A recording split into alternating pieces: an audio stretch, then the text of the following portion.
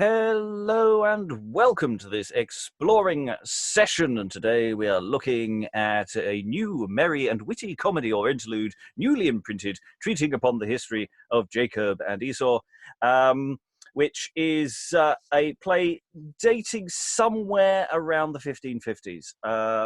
There are differing opinions, and it is a bugger of a period to get plays nailed down precisely to when they appear, but generally it's somewhere around 1553, 54 sort of area seems to be the consensus that I've found so far. So early Queen Mary is the sort of idea. Though, to be honest, early Queen Mary is not actually that far from late Queen Mary. Some people think it might be from the very latter end of the reign of Edward, who similarly wasn't there for desperately long either. It's all a bit of a mess. But it is a play which we're going to be looking at in two sessions, as it is that long, from within a mass of other plays that we've actually already looked for on the podcast and on these YouTube sessions.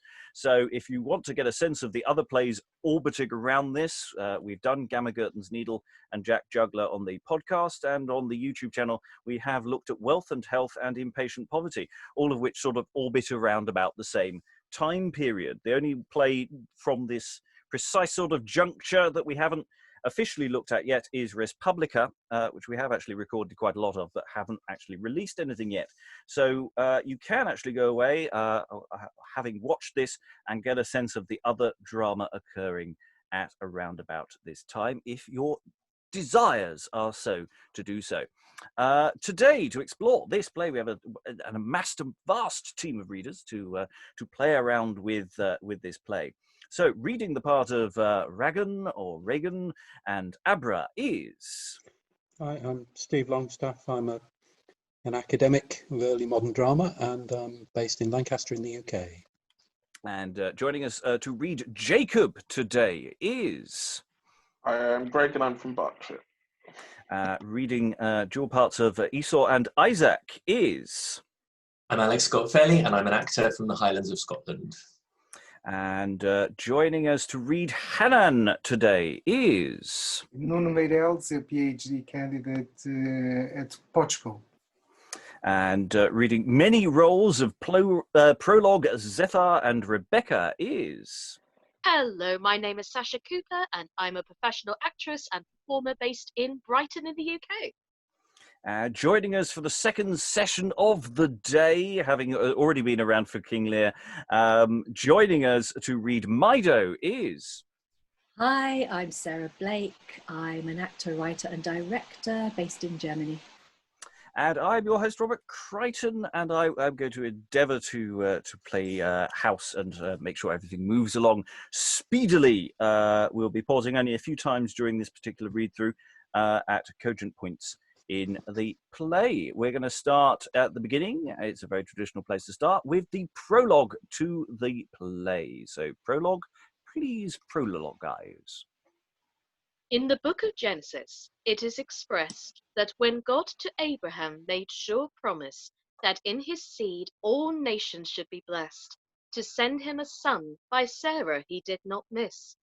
Then to Isaac, as there recorded it is, by Rebekah his wife, who had long time been barren, when pleased him at one birth he sent sons twain. But before Jacob and Esau yet born were, or had either done good or ill perpetrate, as the prophet Malachi and Paul witness bear, Jacob was chosen and Esau reprobate. Jacob I love, saith God, and Esau I hate. For it is not, saith Paul, in man's renewing or will, but in God's mercy, who chooseth whom he will. But now for our coming, we shall exhibit here of Jacob and Esau how the story was, whereby God's adoption may plainly appear. And also that, whatever God's ordinance was, nothing might defeat, but that it must come to pass. That if the story may your eyes or ears delight, we pray you of patience while we it recite. And that the prologue get off stage as Ragan, the servant, Esau, a young man, his master, come on. Ragan entereth with his horn on his back and his hunting staff in his hand, and leadeth 3 greyhounds, or 1, as may be gotten. Now let me see, what time is it by the starlight? God's for his grace, man, why it's not yet midnight. We might have slept these 4 hours yet, I dare well say. But this is our good Esau, his common play. And here he counterfeiteth how his master calleth him up in the mornings, and of his answers. What the devil aileth him? Now truly, I think plain he hath either some worms or bots in his brain. He scarcely sleepeth 12 good hours in 2 weeks. What well his watching maketh me have lean cheeks, for there is none other life with him day by day, but up, Ragan! Up, drowsy hogshead, I say! Why, when? Up, will it not be? Up! Come anon! Up, or I shall raise you with faith, ye drowsy horse-son! Why, when? Shall I fet you? I come, sir, by and by. Up with a wild one, and how long wilt thou lie? Up, I say, up at once, up, let us go hence. It's time we're in the forest an hour since. Now the devil stop that same yelling throat, think I, some whiles. For from the call farewell or wink of an eye, begin he wants to call, I sleep no more, that's down, though half an hour's sleep were worth £10,000. And on, when I come in and bid him good morrow, ah, sir, up at last, the devil give thee sorrow. Oh, the devil break thy neck, think I, by and by. That's no wit to sleep, nor in thy bed to lie. Then come on at once, take my quiver and my bow, fet Lovell my hound and my horn to blow. Then forth we go, fasting an hour or 2 ere day, before we may well see either our hands or way, and from there range we the wild forest. No crumb of bread from morning to stark night coming within our head. Sometimes Esau self will faint for drink or meat, so that he'll be glad of a dead horse to eat. Yet of fresh the next morrow he will again, and sometime not come home in a whole night or twain. No, nor delight he hath, no appetite nor mind, but to the wild forest, to hunt the hart or hind, the roebuck, the wild boar, the fallow deer or hare. Now poor Ragan shall dine, he hath no care. Poor I must eat acorns or berries from the tree, if I be found slack in the suit following, or if I do fail in blow or in hollowing. If I let my staff or my horn by my side, he'll be quick enough to fume, chafe, and chide. Am I not well at ease, such a master to serve, as must have such service, and yet let me starve? But i' faith, his fashions displease more than me, and we'll have a mad end one day, we shall see. He passeth nothing on Rebecca his mother, and much less passeth he on Jacob his brother. Peace, Mum, no more. I see, Master Esau. And here Esau appeareth in sight, and bloweth his horn ere he enter. How now? Are we all ready, servant Ragan? Art thou up for all day, man? Art thou ready now? I've been here this half hour, sir, waiting for you. And is all thing ready, as I bade, to my mind? Well, ye have no cause that I know any fault to find, except that we disease our tent and neighbours all with rising over early each day when you call. Thou drowsy draft sack, wouldst thou rise at noon? Nay, I trow the 6th hour with thee were over soon. I speak of your neighbours, being men honest that labour all the day and would fain be at rest, whom with blowing your horn ye disease all about. What care I for waking a sort of clubbish louts? And I speak of Rebecca, your mother, our dame. Tut, I pass not whether she do me praise or blame. And I speak of your good father, old Isaac. Peace, foolish knave. As for my father Isaac, in case he be asleep, I do him not disease. And if he be waking, I know I do him please, for he loveth me well from my nativity. And that's Esau blowing his horn again. It's more of a kazoo, really. It never, is, I'm afraid. And never so as now for mine activity. Therefore have at it. Once more I will blow my horn to give my neighbour louts and hail peal in a morn. But here he speaketh to his dogs. Now, my master Lightfoot, how say you to this gear? Will you do your duty to red or fallow deer? And Swan, mine own good cur, I do think in my mind, the game shall run apace if thou come far behind. And take part. Come, take part. Here, how say you, child? Wilt not thou do thy part? Yes, else I am beguiled, but I shrew your cheeks, they have had too much meat. Blame not dogs to take it, if they may it get. As for my part, they could have, pardie, a small remnant of that he gave me. They may run light enough for aught of me they got. I'd not a good meal's meat this week, that I wot. If we have luck this day to kill hare, teg, or doe, thou shalt eat thy bellyful till thou criest, ho! I thank you when I have it, Master Esau. Well, come on, let us go now, servant Ragan. Is there anything more that I should say or do? For perhaps we come not again this day or two. I know nothing, Master. To God I make a vow, except you would take your brother Jacob with you. I never yet saw him with you with a hunting go. Shall we prove him once, whether he'll go or no? No, no, that were in vain, alas, good simple mome. Nay, he must tarry and suck mother's dug at home. Jacob must keep home, I trow, under mother's wing. To be from the tents he loveth not of all thing. Jacob loveth no hunting in the wild forest, and would fear if he should there see any wild beast. Yea, to see the game run, Jacob would be in fear.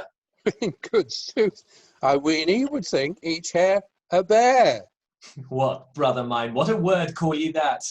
Oh, sir, I am scarce waked. I spake ere I wist what. Come on your ways, my child, take the law of the game.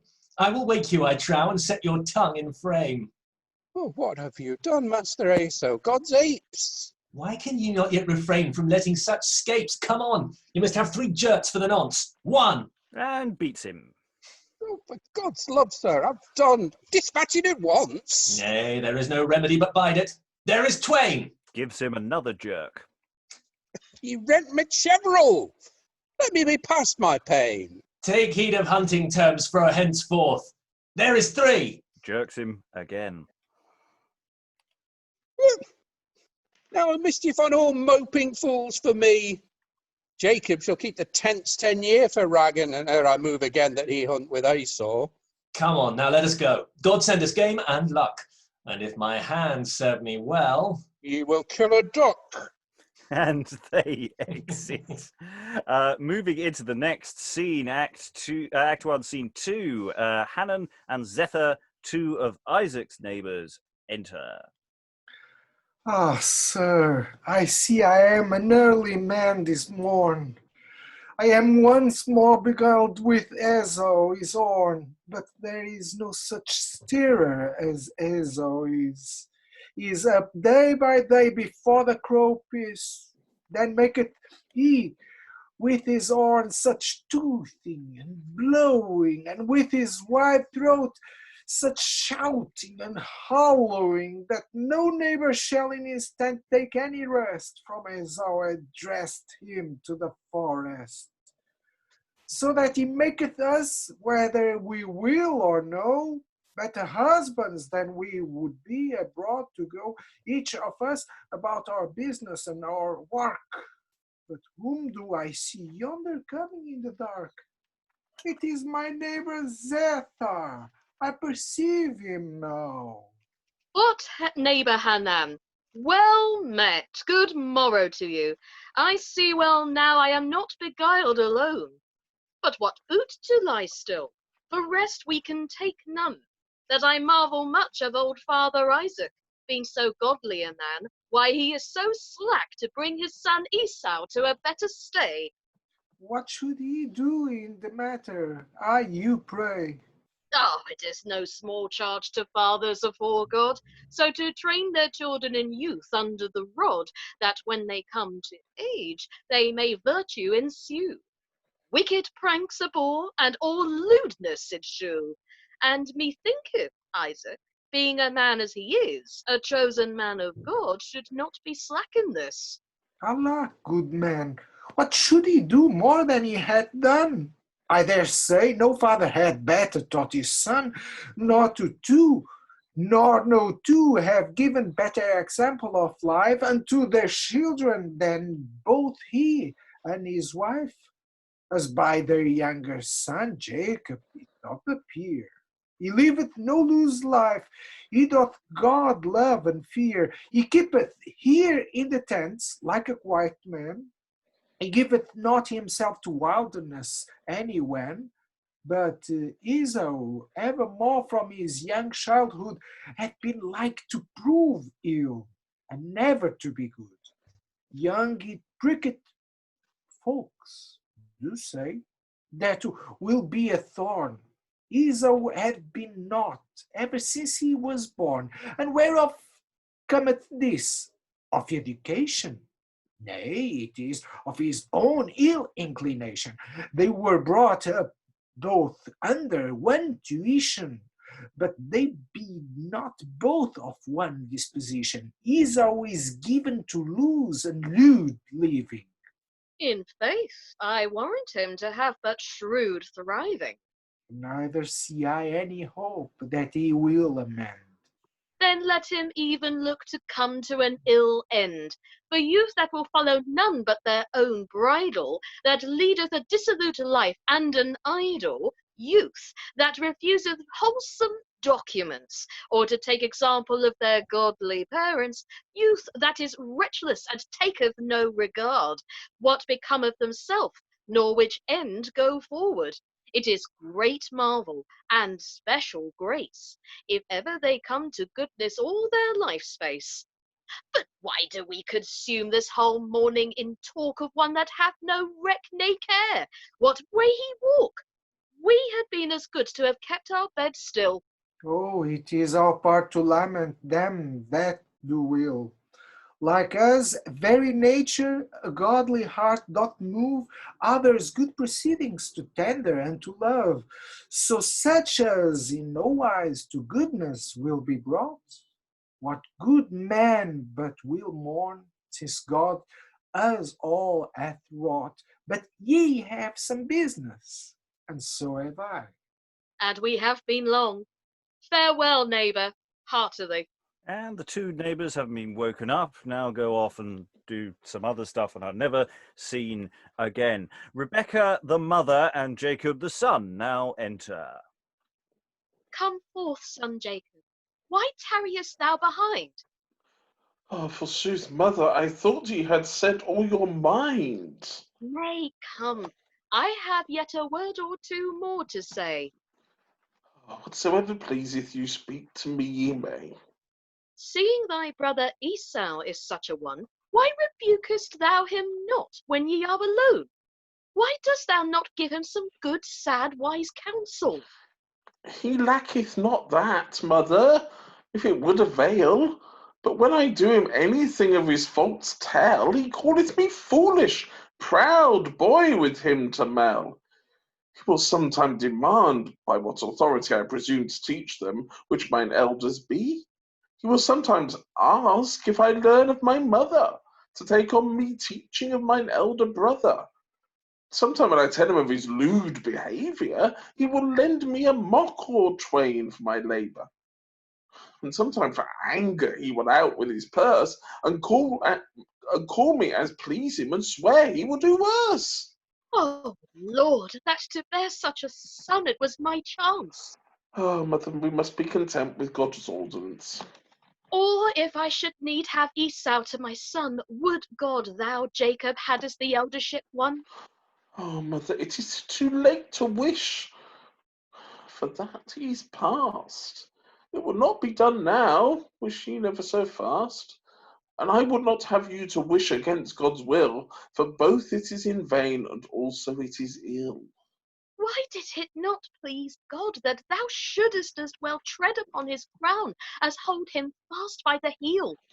Whatsoever mystery the Lord therein meant must be referred to his unsearched judgment. And whatsoever he hath appointed me unto, I am his own vessel, his will with me to do. Well, some strange thing therein of God intended was. And what he hath decreed must sure come to pass. I remember when I had you both conceived, a voice thus saying from the Lord I received, Rebecca, in thy room are now two nations, of unlike natures and contrary fashions. The one shall be a mightier people elect, and the elder to the young shall be subject. I know this voice came not to me of nothing. Therefore thou shalt follow my counsel in one thing. So be it not displeasing to the Lord, I must. I fear the Lord eke, who is merciful and just, and loth would I be to his majesty to offend. But by me, I doubt not, to work he doth intend. Assay, if thou canst at one some time or other, to buy the right of eldership from thy brother, do thou buy the birthright that to him doth belong. So mayest thou have the blessing and do him no wrong. What thou hast once bought is thine own of due right. Mother Rebecca, if without fraud I might, I would your advice put in ear with all my heart. But I may not attempt at any such guile for part. To buy my brother's eldership and his birthright, I fear would be a great offence in God's sight. Which thing if I wist to redeem, I nay would, though I might get thereby 10 millions of gold. God, who by his word and almightiful decree hath appointed thee, Esau, his lord to be, hath appointed some way to have it brought about, and that is this way, my sprite doth not doubt. On your word, mother, I will essay ere long, yet it grudgeth my heart to do my brother wrong. Thou shalt do no wrong, son Jacob, on my peril. Then, by God's leave, once essay I will. Then farewell, dear son. God's blessing and mine with thee. I will again to the tent. Well you be.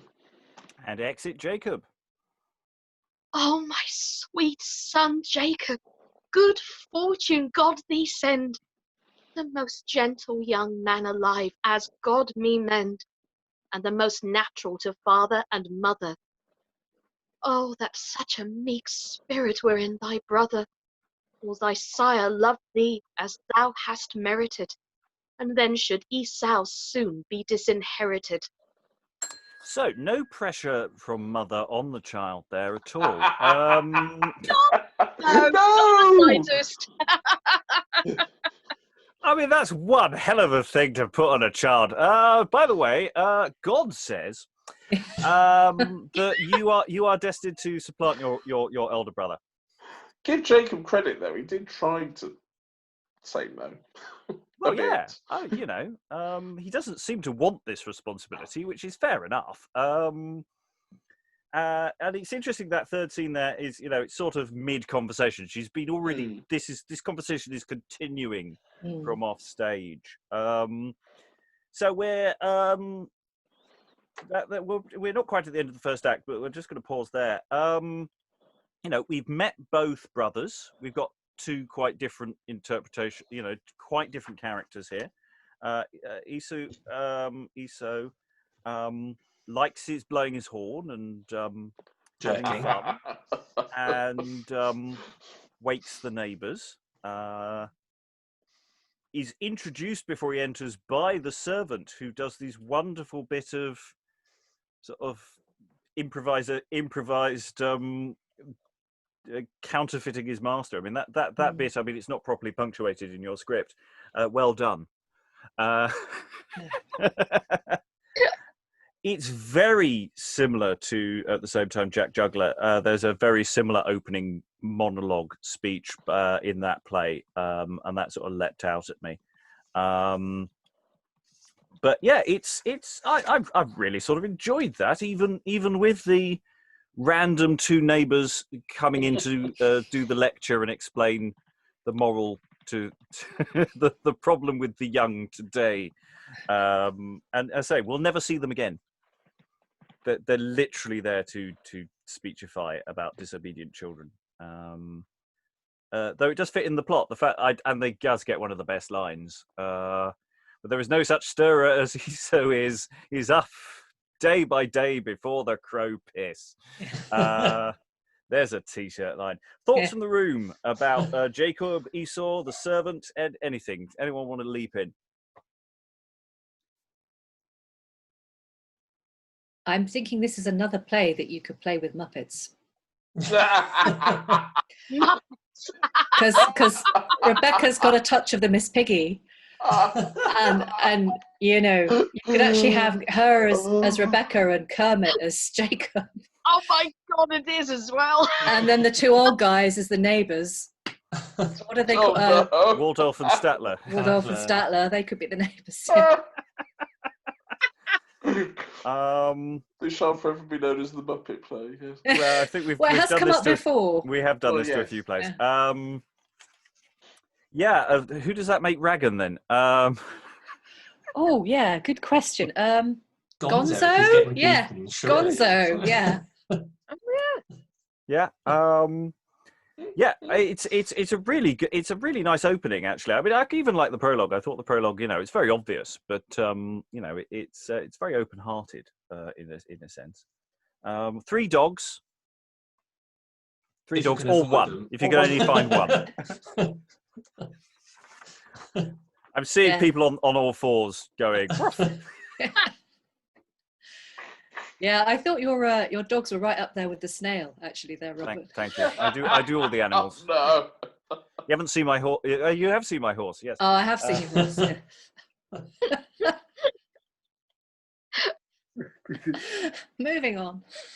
He's a country squire, isn't he? It's a bit like, you know, I saw the film of Tom Jones recently. Anyone seen that? This is kind of people who just live in the country and all they do is they go out hunting. And that's it. And it's weird to think of this being put together with a biblical story, because that seems to be, well, it seems to be such a sort of later thing. It seems a sort of 18th, 19th century image of the English countryside, and yet it's here and it's melding. You know, how do we make sense of this sacred story without just sort of wandering around, you know, with our palms pressed together the whole time? Okay, what kind of idiot is he? He's this kind of idiot who we all kind of know. And that's it's fascinating the way that these stories are revisioned, I think. Yeah, yeah, that's really, really nice nice way of putting it, actually. Yes, he is a country scribe, isn't he? Which works as the elder brother, isn't it? But it never seems to catch anything either. So no. Just sort of, you know, over there!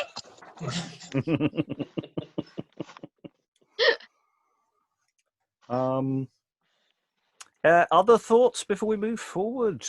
It's just interesting revisiting these stories from the Torah, because I haven't for a very long time, and it actually made me dig out all my Jewish history books and stuff, and how weird some of them are. Like the whole thing about when they're in Rebecca's womb, that every time they pass an image of idolatry, that Esau, the embryo, kicks to get out, and when they pass a synagogue, Jacob kicks to get out, and the whole sort of tale of Jacob covering himself in sheep's wool so that blind Isaac feels that and mistake. It's really messed up for the Bible. Like, kind of, I think because particularly in this country, we tend to be exposed so much to the New Testament that you remember just how crazy, like some of the, and also how much duplicity there is in there. This is almost that Calvinist idea of like from the womb they are destined, what's going to happen to them is going to happen to each of them. And I guess the fact that it sort of deals with birthright as well is just reminding me of what we were working on with Ferex and Porrex, that it's obviously there's obviously a big enduring theme about the younger son usurping the older son. But in here it's sort of, I don't know, Rebecca's kind of conniving, really. I mean, I know that she needed to do it. The rest of Jewish history had to happen, but she's definitely putting the pressure on. She's definitely pushing that. No. well, you're my favorite. That's being conniving. You're my favorite. You're God's favorite. Sascha. Yeah, the thing is, okay, to be fair, in her defence, with Rebecca, this is the stereotypical woman of that era who really and truly was the matriarch of the family. So whether she voices God's word or not, what she says must go. It's almost like a Jewish mother, really. And let's face it, a lot of the communities in the Bible were Jewish, of a Jewish inclination, or slowly up and coming, as to what we know as Christianity today. But no, I mean, yeah, I agree. She is putting the old pressure on a bit. I feel like I want to go all really comic Jewish mother, but I'm reining myself in. Maureen Lipman, here we come. Yeah. Because it is interesting. I mean, we do have fragments of this narrative in one mystery cycle. We've got bits of it in the Townley cycle. Sadly, we don't actually have the complete text of the plays. But they do get about a bit, and we don't know how extensive in earlier and around this time that they would have been performed outside of this potentially court / children's setting. There's again, it's feeling very like there's a lot of children around for this particular text. So it is interesting that we do have fragments of another version, but this is, shall we say, the earliest extant proper version, I think, of this narrative, because mystery cycles tend to just do the Abraham bit and then they stop in terms of the narrative. But it is a family saga and a half, this particular bit of the Bible and the Torah. In terms of storytelling, it is a family dynamic that we're going to get more of. Any additional thoughts before we do another third act, as it were? Okay, let's move forward. We're going into Act 1, Scene 4 now. Isaac, a scene featuring Isaac, Rebecca, and Mido, the lad that leadeth the blind Isaac. Where art thou, my boy Mido, when I do thee lack? Who calleth Mido? Here, good Master Isaac. Come, lead me forth of doors a little, I thee pray. Lay your hand on my shoulder and come on this way. Now, O Lord of heaven, the fountain of all grace, if it be thy good will that my will shall take place, send success to Jacob according to thy word, that his elder brother may serve him as his Lord. Sir, whither would ye go, now that abroad ye be? To wife Rebecca. Yonder I do her see. Lord, thou knowest Jacob to be thy servant true, and Esau all froward thy ways to ensue. Yonder she is speaking. Whatever doth she doth say? By holding up her hands, it seemeth she doth pray. Where be ye, wife Rebecca? Where be ye, woman? Who is it that calleth? Isaac, my good man. Where be ye, wife Rebecca? Let me understand. She cometh to you apace. Here, my lord, at hand. Saving that whatsoever God doth is all right, no small grief it were for a man to lack his sight. But what the Lord doth send or work by his high will cannot be but the best. No such thing can be ill.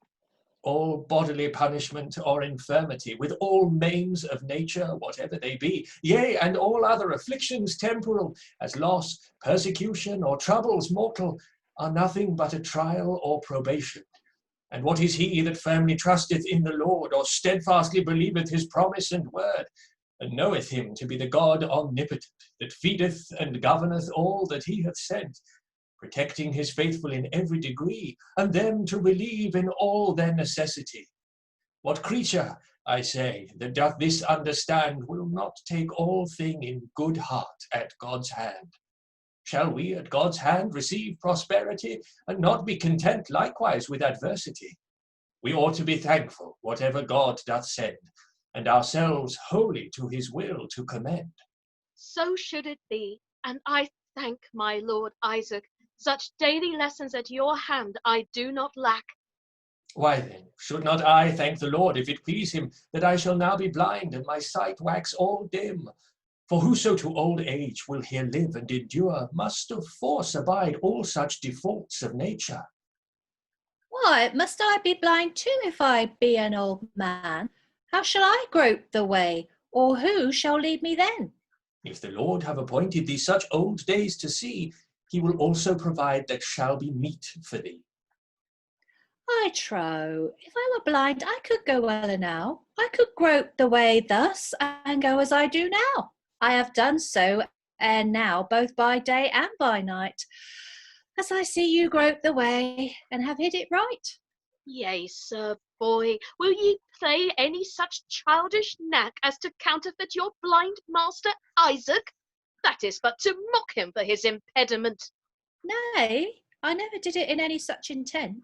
Nay, it is to attend God, thou before thou have need, whereby thou mayest provoke him in very deed with some great misfortune or plague to punish thee. Then will I never more do so, while I may see. But against I be blind, I will be so perfect that, though no man lead me, I will go at midnight. Now, wife, touching the purpose that I sought for you. What saith my lord Isaac to his handmaid now? Ye have oft in covert words been right earnest to have me grant unto you a boon and request, but he never told me yet plainly what it was. Therefore I have ever yet let the matter pass.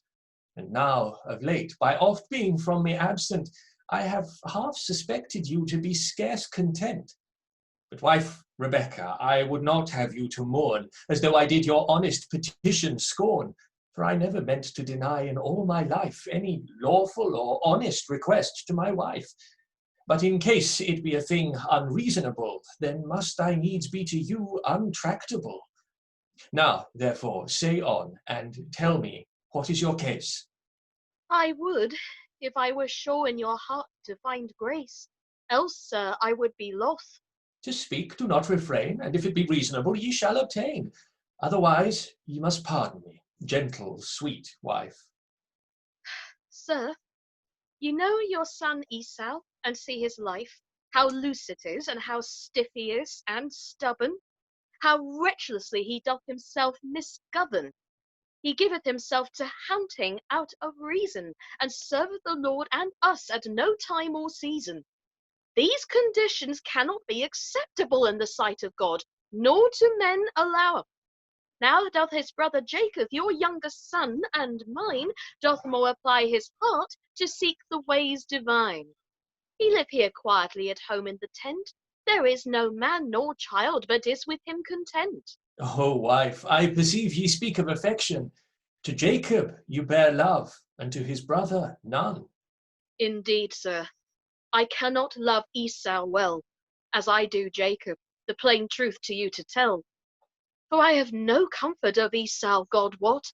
I scarce know where I have a son of him or not. He goeth abroad so early before daylight, and returneth home so late in the night. And unneth I set eye on him in the whole week. No, sometimes not in twain, though I do for him seek. And all the neighbours see him as seldom do I. But when they would take rest, they hear him blow and cry. Some see him so seldom, they ask if he be sick. Sometimes some demand whether he be dead or quick. But to make short tale, such his conditions be, that I wish of God he had ne'er been born of me. Well, wife, I love Esau, and must for causes twain. Surely your love is bestowed on him in vain. First, active he is, as any young man can be, and many a good morsel he bringeth home to me. Then he is mine eldest, and first begotten son. If God were so pleased, I would that were fordone. And the eldest son is called the father's might. If yours rest in Esau, God give us good night. A prerogative he hath in everything. More pity he should have it without deserving. Of all the goods his portion is greater. That the worthy should have it without deserving. Whoops. Oh. That the worthy should have it, I think much better. Among his brethren he hath the preeminence. Where Esau is chief, there is a gay presence. Over his brethren he is sovereign and lord. Such dignity in Esau doth ill accord. He is the head of the father's succession. I would Esau had lost that possession. And he hath the chief title of inheritance. Wisdom would in Esau change that ordinance. To the eldest son is due the father's blessing, That should be Jacob's, if I might have my wishing, and the chief endowment of the father's substance. which will thrive well in Esau his governance. By title of eldership he hath his birthright. And that would I remove to Jacob if I might. He must have double portion to another. That were more fit for Jacob, his younger brother. In all manner of things divided by a rate. Well given goods to him that the Lord doth hate. Why say you so of Esau, mine eldest son? I say true, if he proceed as he hath begun. Is he not your son too, as well as he is mine? Wherefore do ye then against him thus sore repine? Because that in my spirit verily I know, God will set up Jacob and Esau down throw. I have showed you many a time ere this day what the Lord of them being in my womb did say. I use not for to lie, and I believe certain that the Lord spake not these words to me in vain. And Jacob it is, I know, in whom the Lord will his promises to you made, and to your seed fulfill. I doubt not his promise made to me and my seed, leaving to his conveyance how it shall proceed. The Lord after his way may change the inheritance, but I may not wittingly break our ordinance. Now would God I could persuade my lord Isaac Jacob to prefer, and Esau to put back. I may not do it, wife. I pray you be content. The title of birthright that cometh by descent, or the place of eldership coming by due course, I may not change nor shift, for better nor for worse. Nature's law it is, the eldest son to knowledge, and in no wise to bar him of his heritage. And ye shall of Esau one day have comfort. Set a good long day then, or else we shall come short. I warrant you, he will do well enough at length. You needs must commend him, being your might and strength. Well, now go we hence. Little Mido, where art thou?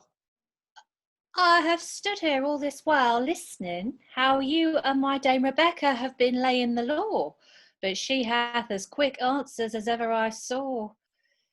You could not speak anything unto her so thick, but she had her answer as ready and as quick. Yea, women's answers are but few times to seek.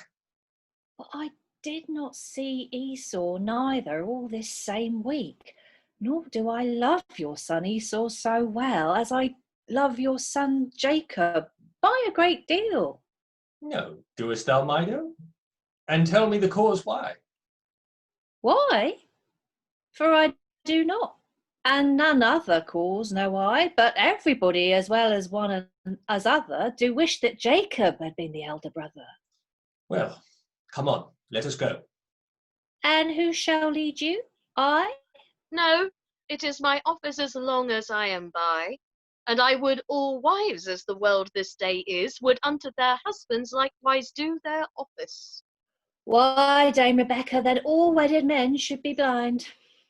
What, thou foolish lad? No such thing was in my mind. And we'll just pause there briefly. I said briefly, so much to unpack there. I mean, Rebecca really is big, hard on Esau. You know, the Lord hates him. God hates him. I mean, that's one hell of a thing. I mean, I did write down, dial it back a bit. Yeah,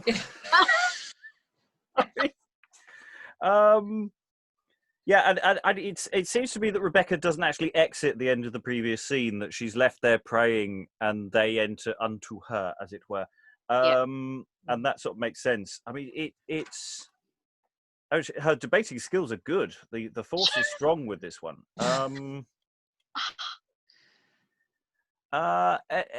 Any thoughts about her, or should we? I think maybe we've got the handle of her. What about Isaac, who we've just met? Thoughts on Isaac? Well, he's sort of.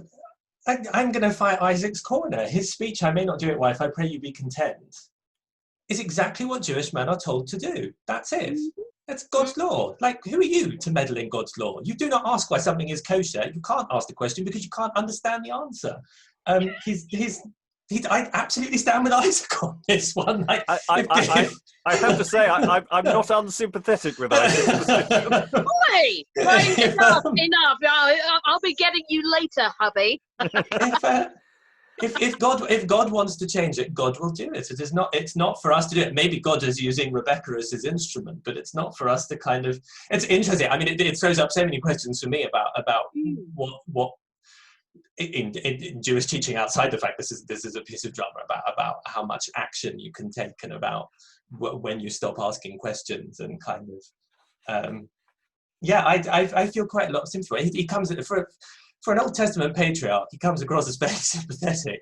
And let's not forget he was nearly sacrificed in a keddah until he was replaced by a goat. So he's got some baggage to unpack there, some daddy issues himself. Yeah, I mean he's gone through quite a lot. I mean the Abraham and Isaac story is not a cheerful one. It really is. You've been through this crazed psychopath position before, haven't you, lad? And his sort of acceptance as well of the blindness as well, actually kind of saying, well, I accept that. That is what God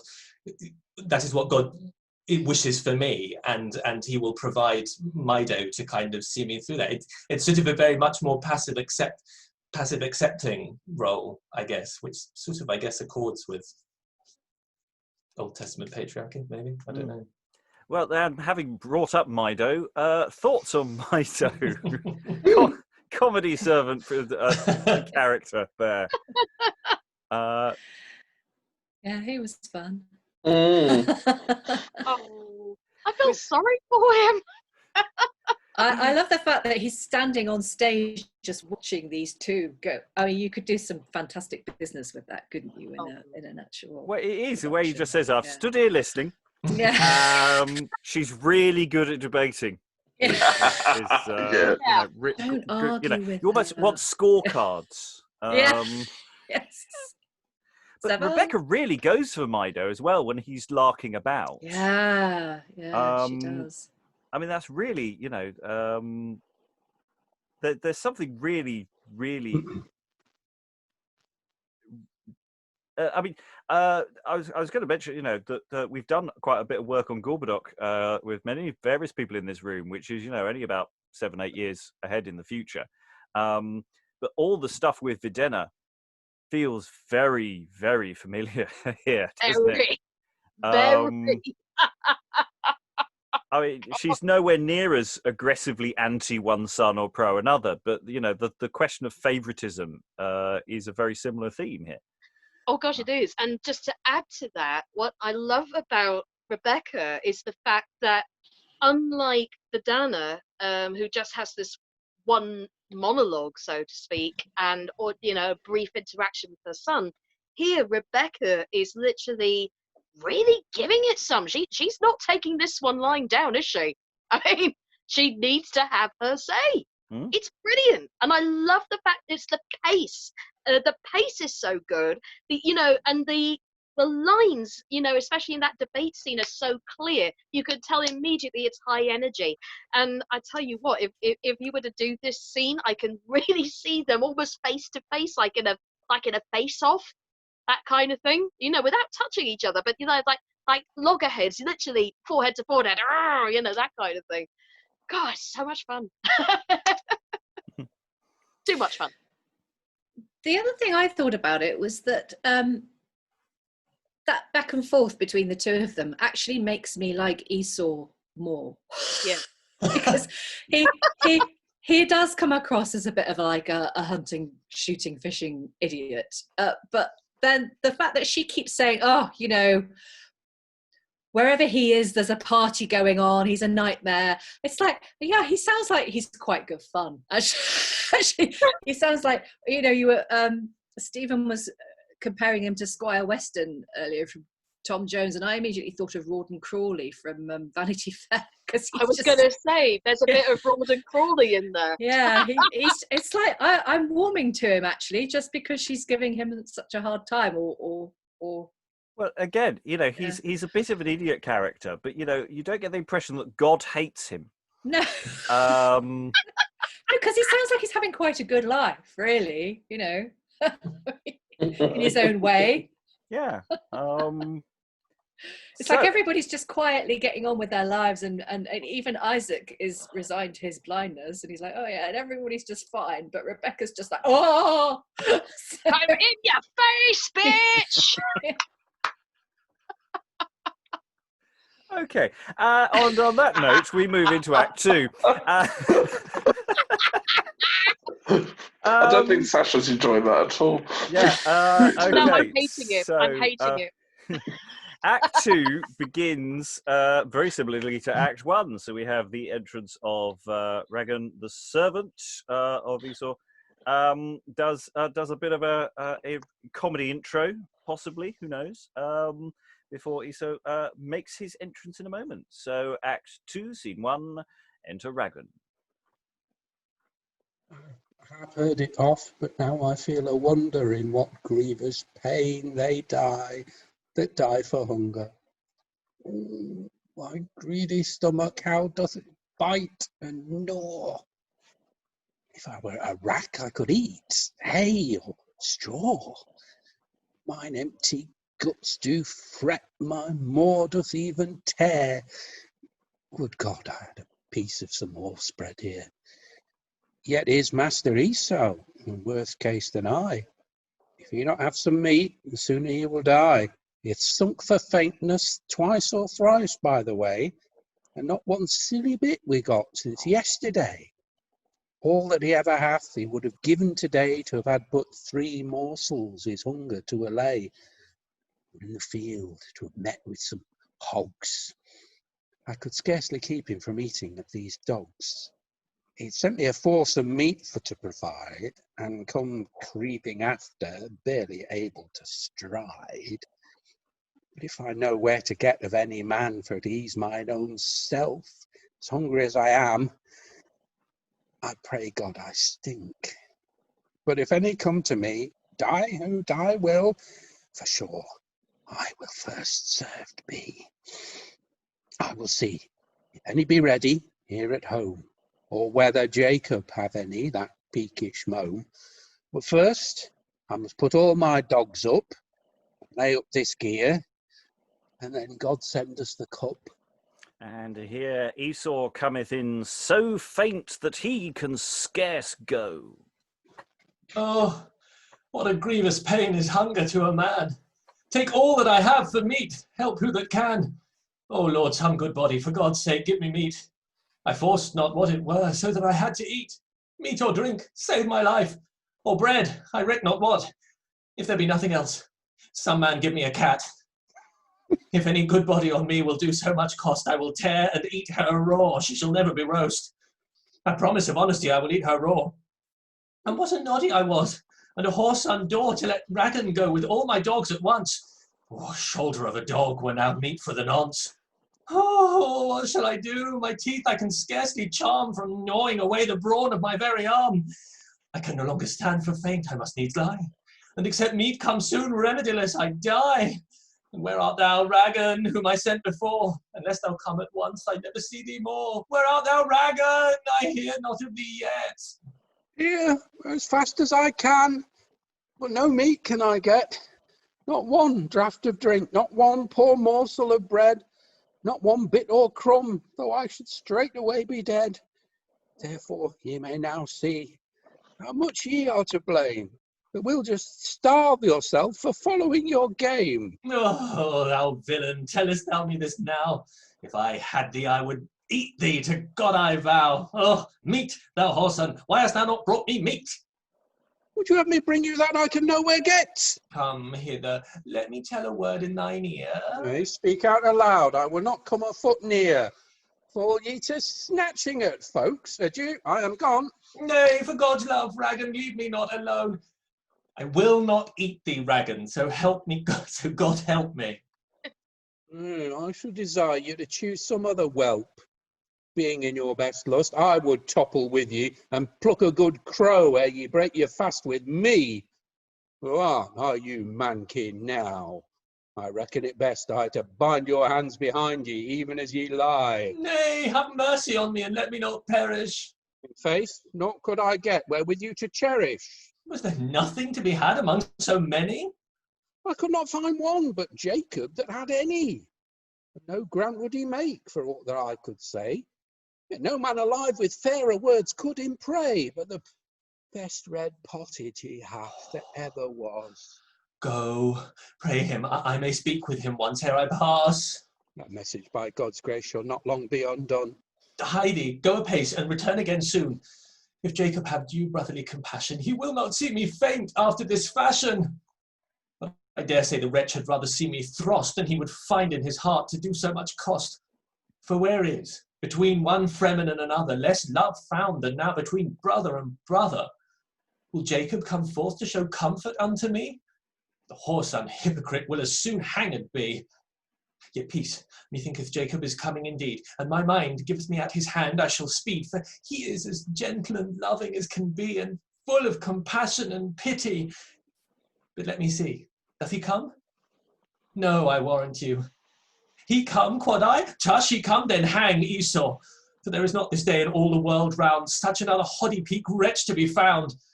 And Ragan, my man, is not that a fine knave?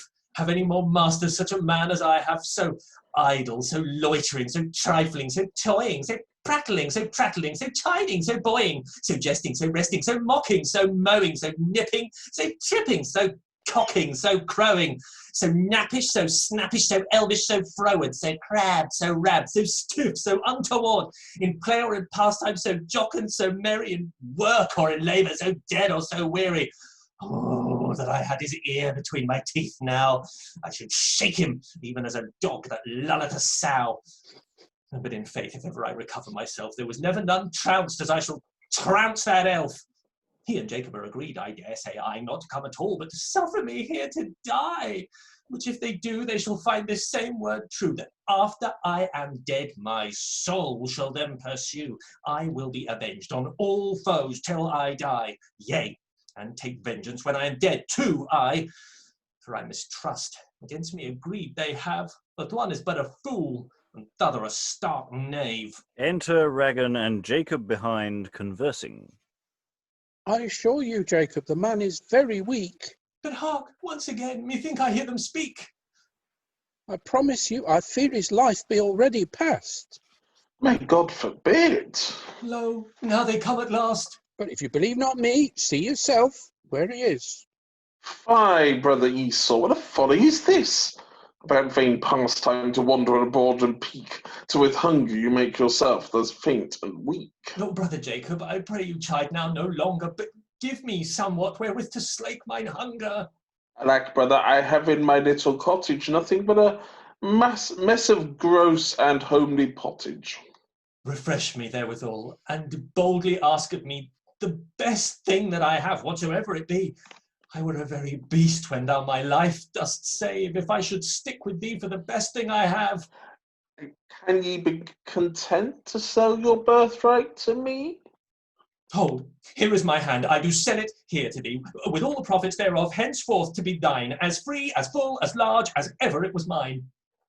Oh, then swear thou hand in hand before the living Lord this bargain to fulfill and stand by thy word. Before the Lord I swear, to whom each heart is known, that my birthright that was from henceforth is thine own. Thou shalt also with me by this promise indent, with this bargain and sale to hold thyself content. If each penny thereof might be worth £20, I willingly to thee surrender it this stound. And if each sickle might be worth a whole talent, I promise with this sale to hold me content. Come, let us set him on foot that he may go sup. Nay, first I will know a thing ere I help him up. Sirrah, will ye eat folk when ye are long fasting? No, I pray thee help me up and leave thy jesting. No, trow, eat your brother Jacob now if you lust. You shall not eat me. I tell you, that is just. Come, that with my pottage thou mayst refreshed be. There is no meat on earth that so well liketh me. May I tell you, it is pottage dearly bought. No, not a whit, for my bargain take thou no thought. I defy that birthright that should be of more price than helping of oneself. I am not so unwise. And now then, sir, shall poor Ragan have no meat? Yes, and if thou canst my brother Jacob entreat. God grant I have enough for Esau alone. Then I perceive poor Ragan shall have none. Oh. Esau, entering into Jacob's tent, shaketh Ragan off. Well, much good do it you with your pottage of rice. I would fast and fare ill ere I ate of that price. Would I sell my birthright, being an eldest son? Forsooth, then were it a fair thread that I had spun, and then to let it go for a mess of pottage, what is that but both unthriftiness and dotage? Alack, alack, good blessed father Isaac, that ever son of thine should play such a lewd knack. And yet I do not think but God this thing hath wrought, for Jacob is as good as Esau is naught. But forth cometh Mido as fast as he can trot, for a sickle, whether to call me in or not. Okay, I'm just going to pause there because I questioned who said that, and Yes. I think it makes much more sense that that's Ragan, isn't it? Yes, it does. Yeah. Yeah. We'll get Ragan to do that when we come back to go forward, if that makes sense. But that's the point to pause, because there's so much good stuff in here, isn't there? Poor cat. That whole speech about give me food, give me a cat. Heaven help anyone in the audience who's got any food on them. The physical action of Ragan going, don't you come near me, don't you come near me, and he obviously jumps for him. Yeah. And don't you try and get me. I mean, also when he said, would you eat folks? I don't know whether there's any audience interaction there. If any of the audience are too near, he goes to eat a bit of one of them. Yeah. And there's this sort of weird Tintin hallucination bit where he sort of like he's going, are you food? Yeah. And when he talks to the audience as well, when Ragan's gone off, and it's like, will Jacob come forth to show comfort unto me? It feels like that's to the audience. Will he? No. Yes. Yes, he is. He's a good lad. And all that looking into the wings stuff. Let me see. Is he coming? Is he coming? No, he's not. He's not. Is he? And then that wordplay, the rattling, strattling. Oh, that's very familiar. They've got that in a few other plays. It all went a bit Dr. Seuss there for a moment, didn't it? I'm sure there's something. I'm sure there's something in Respublica that does exactly the same as this. Right. There are other plays that do something similar. Did we have something like this the other week? I feel deja vu all over again. A couple of the ones I've done recently have had something very similar. Yeah, I was just quite looking through scripts we did last week. I couldn't see anything that leapt out in quite such the same way. But yeah, it's a device that we have got in other plays. But yeah, don't eat people. Okay, that's don't eat people. It's not all our fun. Yeah, it's not fun here, Rob. But yes, Jacob comes in and offers them food, or at least one of them food. Yeah, poor old Ragan. I've got enough only for my brother. Actually, that suddenly seems a little bit mean. Yeah. God. You'll have to go and find a cat. Can I just say I'm so glad we did not do this play in the afternoon. Because there are a lot of cats in the afternoon session. Yeah. And yeah, there's significant cat business in Gamma Girton's Needle, which, as I say, I mentioned at the top, is one that's around about this time. So I'm just, we've got dogs, so all sorts of potential cat business, cat, dog, all sorts of things throwing around here. Any other thoughts before we move forward? It sort of makes sense of why Esau sells his birthright in this context. It's such a weird thing to do anyway.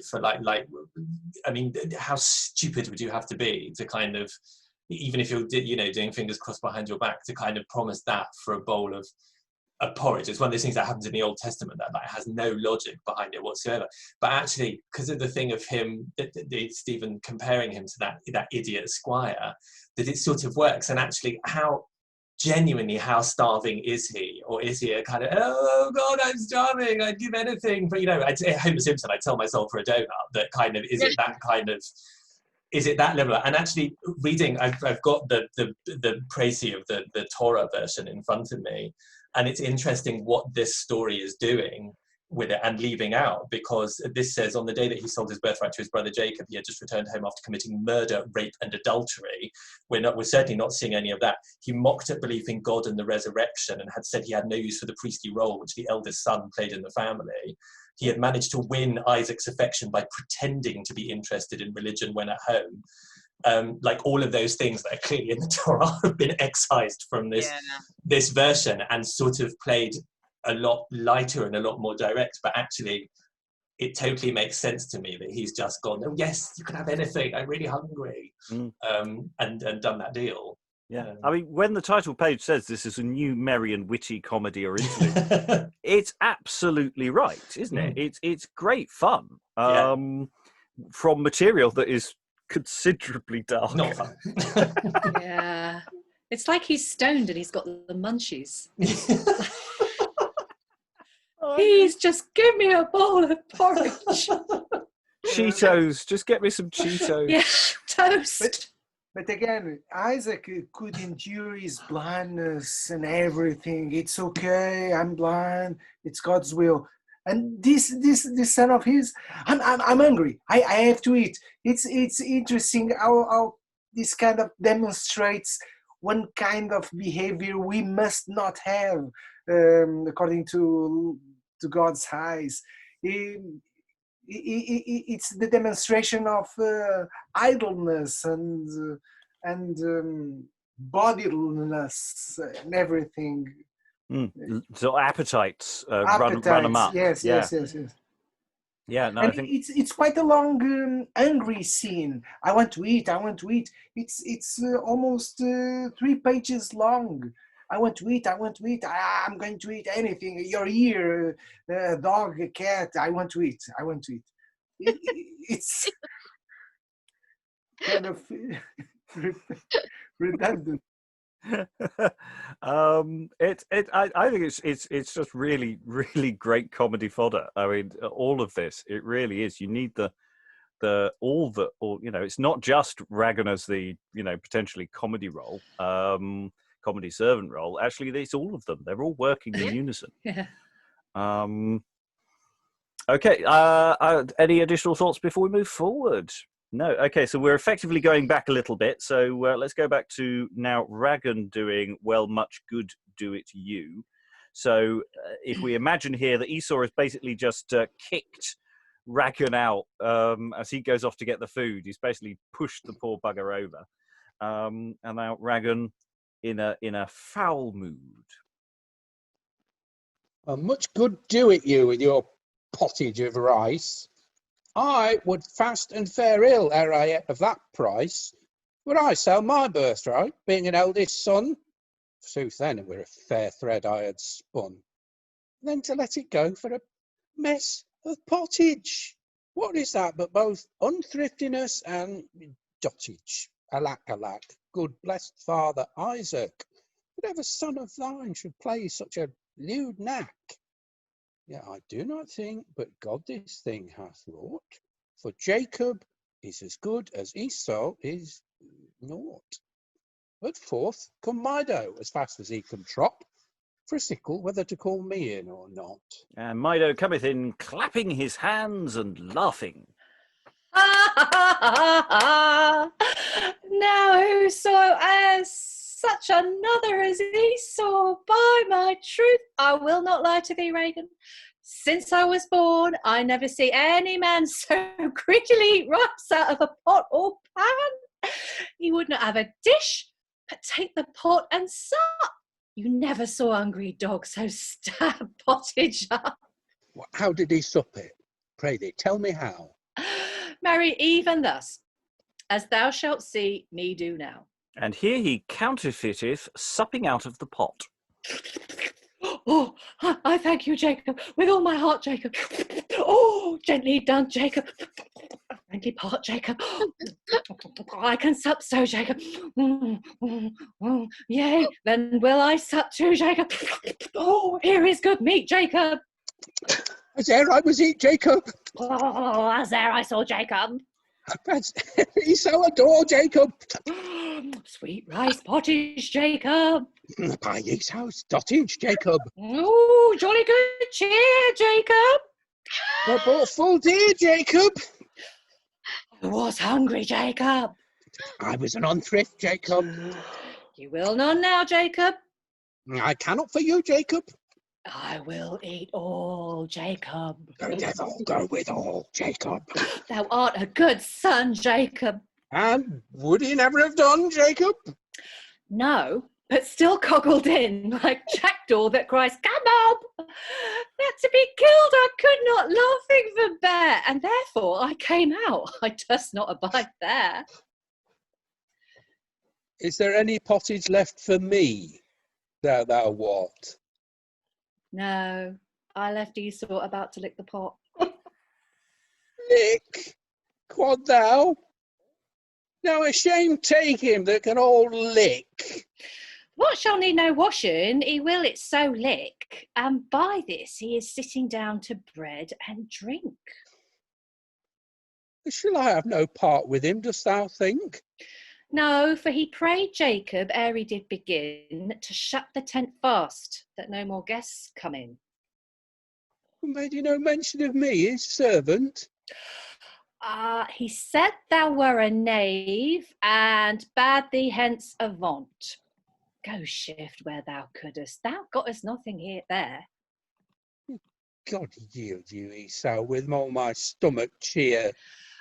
I must in again, lest perhaps I be shent, for I asked nobody's licence when I went. And exit Mido. It is his nature. Do what ye can for him. No thank at his hand. Choose you, sink or swim. Then reason it with him in a meet time and place, and he shall be ready to flee straight in your face. This proverb in Esau may be understand. Claw a tail by the tail, and he will file your hand.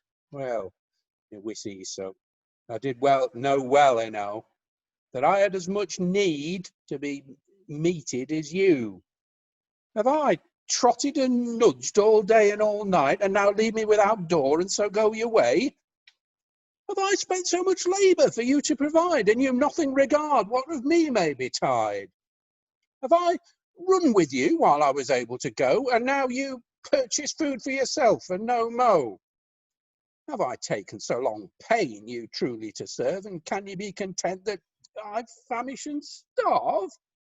I must lackey and come lugging greyhound and hound, and carry the weight, I dare say, £20, and help his hunger, purchase grace and favour, and now to be shut out, fasting for my labour. Oh, by faith, I may say I serve a good master. Nay, I serve an ill husband and a waster, that neither profit regardeth nor honesty. What marvel I then if he pass the light on me?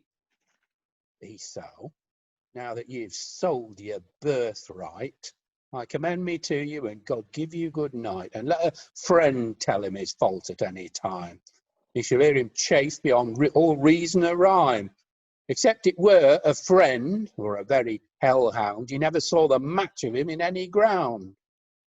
When I show him of good will, what others do say, he will fall out with me, offer me a fray. And what can there be a worse condition than to do ill and to refuse admonition? Can such a one prosper or come to a good end? Then I care not how many children God me send. Once Esau shall not beguile me, I can tell, except he shall fortune to amend or do well. Therefore, why do I about him waste this much talk, whom no man can induce inordinately to walk? But some man, perchance, doth not a little wonder how I, who but right now did roar out for hunger, have now so much vacant and void time of leisure to walk and talk and discourse, all of pleasure. I told you at the first, I would provide for one, My mother taught me that lesson a good while agone. When I came to Jacob, his friendship to require, I drew near and near till I came to the fire. There hard beside me stood the pottage pot, even as God would have it, neither cold nor hot. Good simple Jacob could not turn his back so thick, but I at the ladle got a gulp or a lick. So that ere I went, I made a very good meal, and dined better cheap than Esau, a good deal. But now here cometh Master Esau forth. And indeed, here enter Esau, but Ragan continues talking for a bit. Oh, sir, when one is hungry, good meat is much worth and well fare. Good brother, yet in time of need, the world is now meekly well amended. That's a Jacob line, isn't it? Now well amended indeed.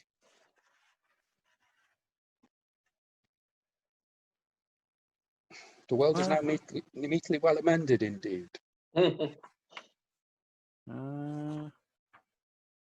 Esau come forth. Yeah. Sorry. Esau coming forth, wiping his hand. By my troth, if I had bidden from meat any longer, I think my very maw would have fret asunder.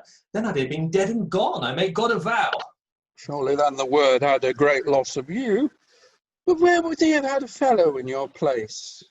What should I have done with my birthright in this case? Kept it still, and you not been a very ass. But the best pottage it was yet that ever was. It was sin not to sell one's soul for such gear.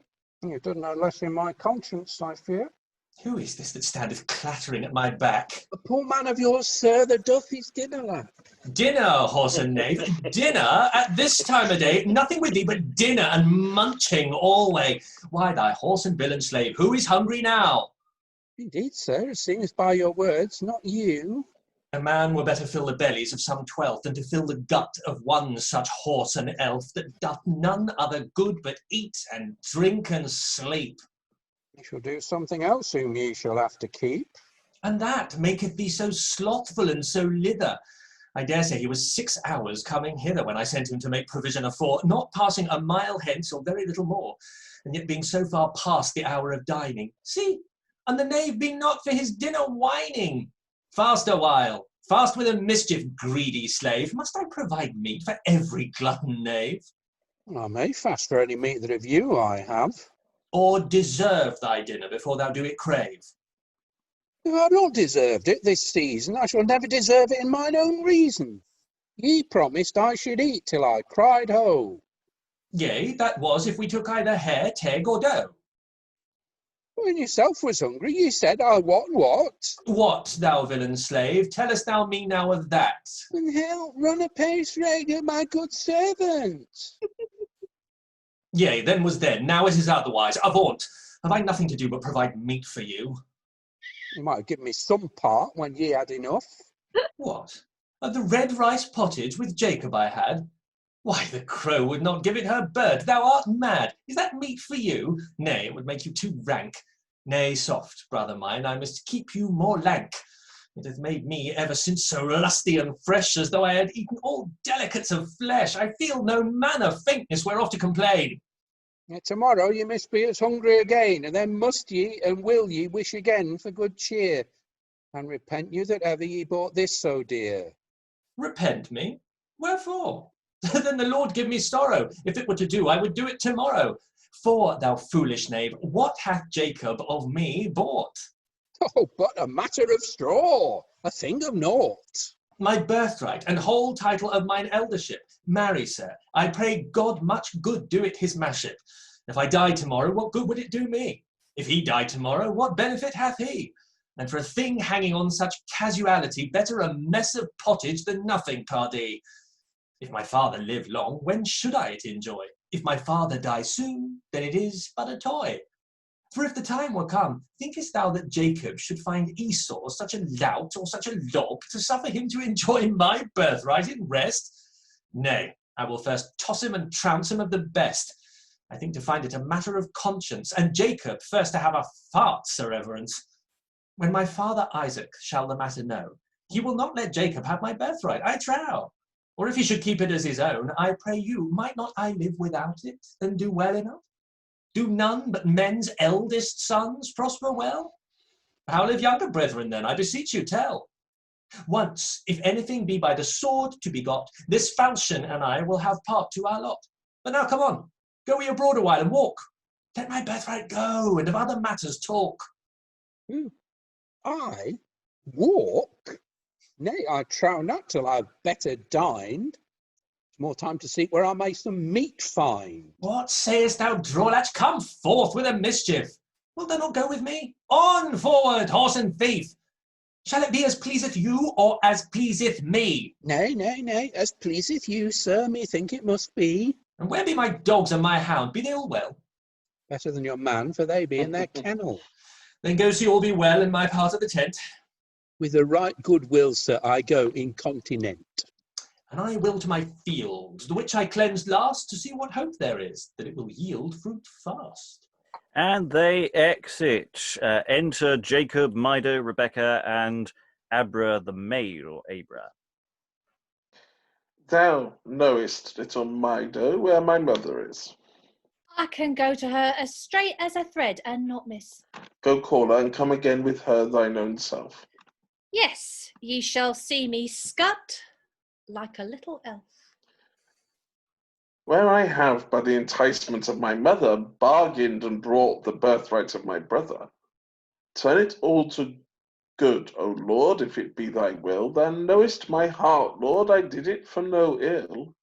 And whatever shall please thee to work or to do, thou shalt find me pressed and obedient thereto. But here is my mother Rebecca now in pace. How say you, Master Jacob? Ran not I apace? Yes, and a good son to go quick on your errand. Son, how goeth the matter? Let me understand. Forsooth, mother, I did so as ye me bade. Ye so to sell me all his birthright persuade. Oh, hast thou bought it indeed, and he therewith content?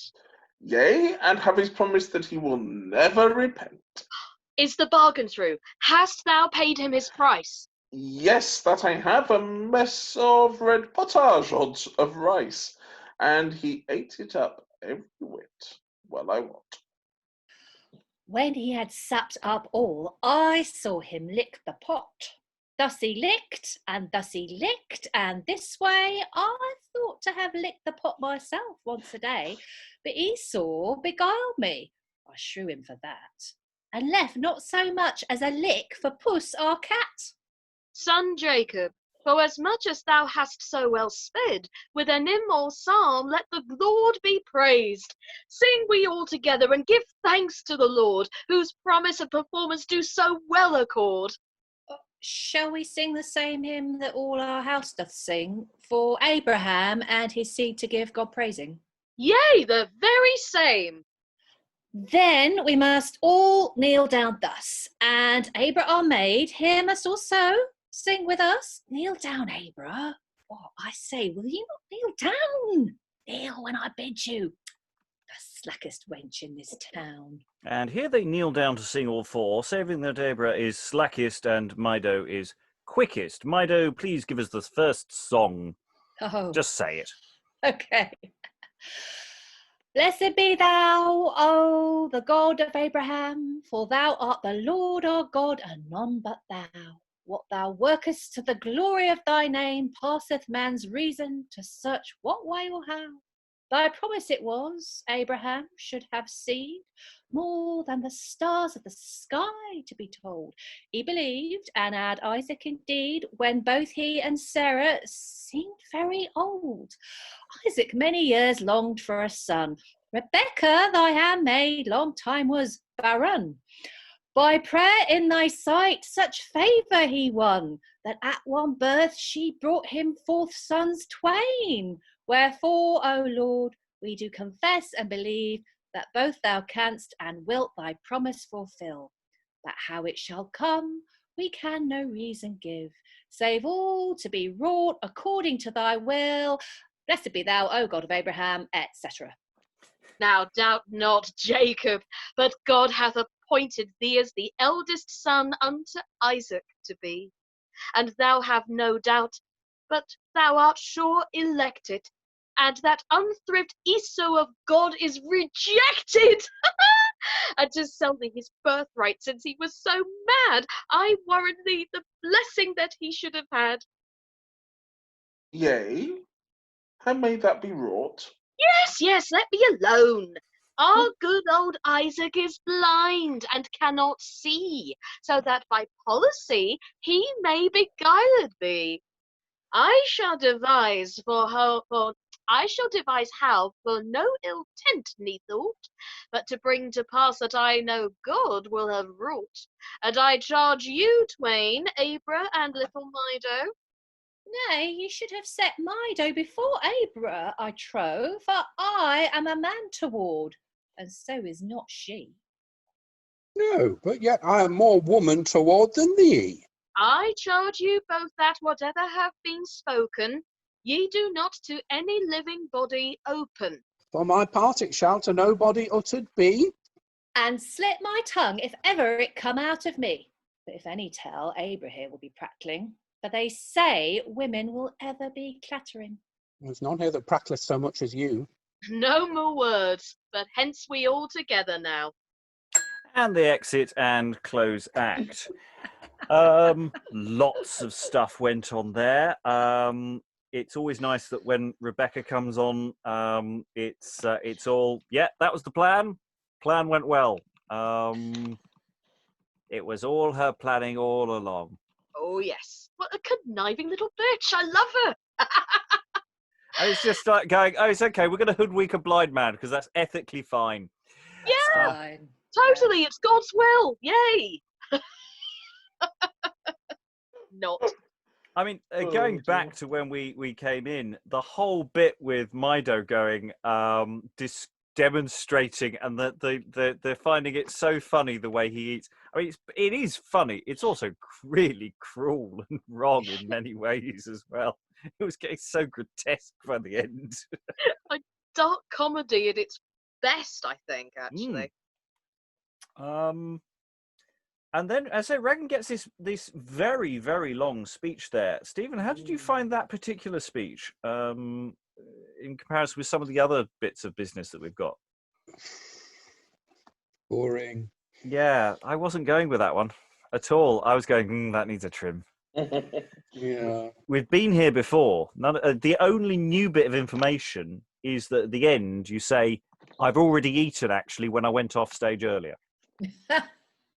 So the whole thing about, he goes off, he meets up with Jacob, he's had his dinner, he then comes back on again, and it's all a con.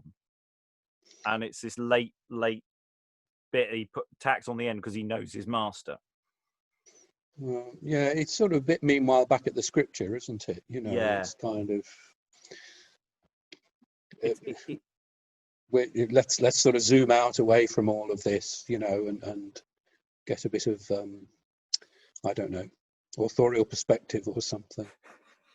It does remind me again of Jack Juggler, of this bit where there's a long bit of narrative past tense, this happened earlier stuff that is very difficult to get across, because it took me until about 5 minutes after you'd read that speech for me going, sorry, hang on, when did you eat? I didn't take that in the first time round, what was going on there. Yeah, it's a tricksy one. That's the first speech where I've gone, yeah, cut down. But yeah, I mean, it's kind of servant skeptical of foolish master, isn't it? Well, he's much harder on his master than he's been earlier, actually, to some degree. He's coming off worse and worse. Well, he's not just any master, though, is he? That's part of the point, isn't it? That, yeah. This has to be kind of spelled out a little bit, and we've got Rebecca spelling away for all she's worth, but this sort of adds another layer to that sort of layer of judgment, I suppose, doesn't it? That it's kind of the servant who sees the faults of the masters is such a kind of cliche, but the overall message is coming through quite strongly. Yeah, and he's just he is getting worse as he has sort of just suggested he's going to eat people if necessary, and he makes this terrible decision, and you do rag him on it quite nicely, actually. And And then we get a song. Always nice to have a song. Always good to have a song. And it's quite a pertinent song. It's a bit of backstory, really. Actually, it's some of the stuff that came earlier. That it's nice that it gets filtered in a sort of unimportant way, because I'm sure it's just a lovely song. We're almost into extra time. We're not reading any further on. So we're sort of into general final thoughts, either about what we've just done or the play so far. Anyone wanted to leap in? Isu? I think it's another one that's really surprised me, sort of knowing the story of the fairly laugh-free story of Esau and Jacob from the Torah, that it's actually been spun for quite a lot of comedy gold, and those set pieces, like the Mido doing the impressions of it, I found hysterical. And the sort of the whole, oh God, I'm going to eat you, and I'm hallucinating so much, I've got the munchies, I think are brilliant. And I really love the idea that Stephen suggested as well, that you've sort of got these I guess it's reminding me a bit of, what was that King thingy, King Darius, and all of that mad stuff that went on there, that you sort of got these very earnest scriptural characters, but surrounded by people like the sort of slack wench from the kitchen, and the sort of the cheeky boy, and the sort of skeptical servant that are very, and the neighbours who've been woken up by the tooting horn. These sort of very English, I guess, characters juxtaposed with this. I mean, on a sort of scriptural level, I think the most interesting line for me was that speech that was reassigned to Ragan is the line, "And yet I do not think, but God this thing hath wrought." There is a huge rabbinical question here of how is Rebecca's conniving all pointless sideshow? Was it going to happen anyway? If God wants it to happen, it's going to happen. He's going to find a way. I like the fact there is a sort of somewhere buried deep in it, there is a grain of questions about divine intervention and free agency hidden under all this hilarious nonsense. No, I really enjoyed it. I think it's got lovely, strong, bold characters in it. Yeah, it's another play that I'm sitting here just ransacking the comedy business, just going, that speech, that bit of business, that's just so good. I mean, this one I think even has speeches that, for the right kind of play, you could probably use as audition speeches, which I think is probably quite rare in this period. Because if they landed on a casting director's ear, they'd be like, "What are you talking about?" And they're not familiar. But a couple of the set piece speeches in this are so well defined in terms of character and who they're talking about, that I think they stand on their own as sort of little comedy sketches. Sarah, considering you didn't know you were going to be here this session, how have you found it? Who knew the Old Testament was so entertaining? I do not remember it being this funny from my scripture classes, and they were a long time ago. I really enjoyed this. I'm glad I came. And I'm really glad I got to play Mido, so thank you, Nuno, for passing him on, because he was an absolute hoot.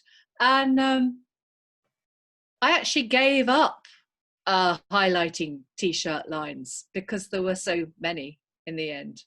I think the last one I did was, "It were sin not to sell one's soul for such gear." That could be quite a good T-shirt line. But it was just so, very entertaining, really enjoyed it. It was interesting, though, because early on I had quite a lot of sympathy for Esau, and then he was just such a knob with Ragan. It was like, okay, you've all the goodwill that I had for you there, you've just completely blown it. So there has been a journey. And thank you for letting me gate crash. It was really good fun. Sascha, obviously you're very on side with Rebecca, but the rest of the play otherwise. Oh God, I tell you, Rebecca aside, this is hilarious. It's dark comedy. It's Monty Python And I wouldn't be at all surprised if at some point maybe Ministry of Silly Walks were to appear. I've been waiting for it and it has let me down because it hasn't appeared. But anyway, that's by the by. Now, now for something completely different, as Monty Python used to say. Anyway,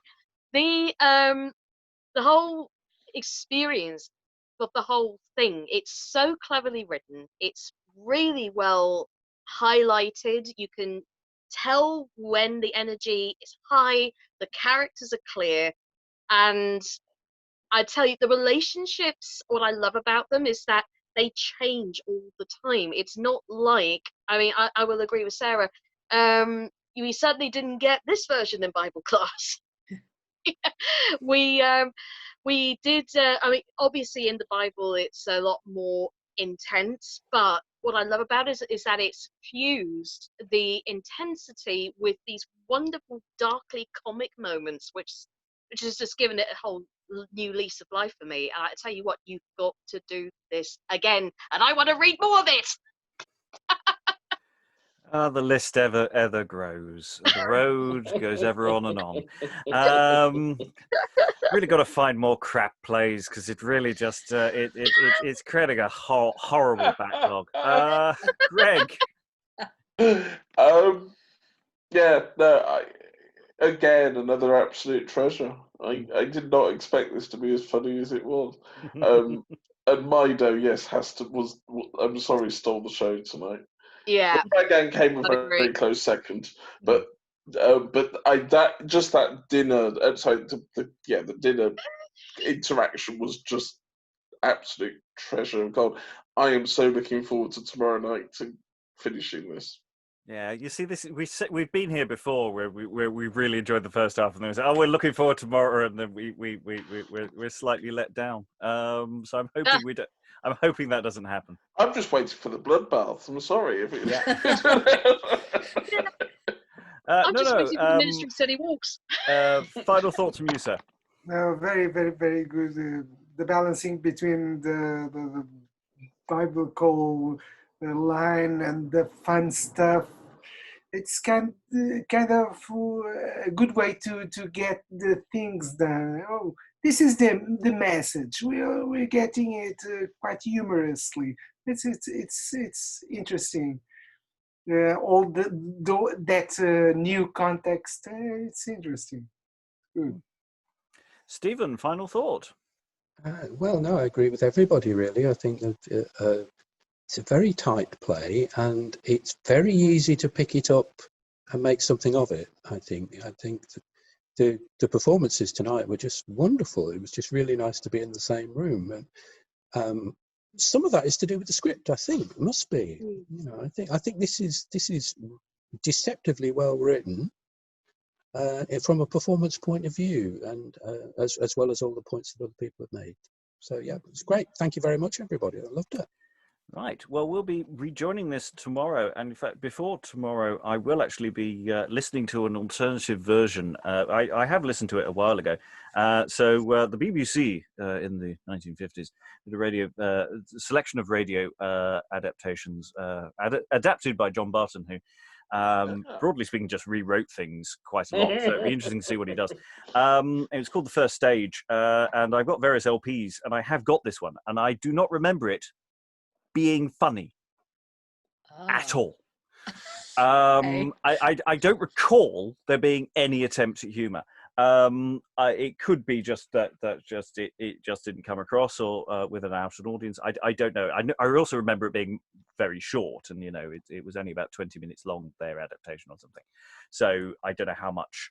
So I'm going to have a little look back at that and have a little see how similar or different that is to what we've just done.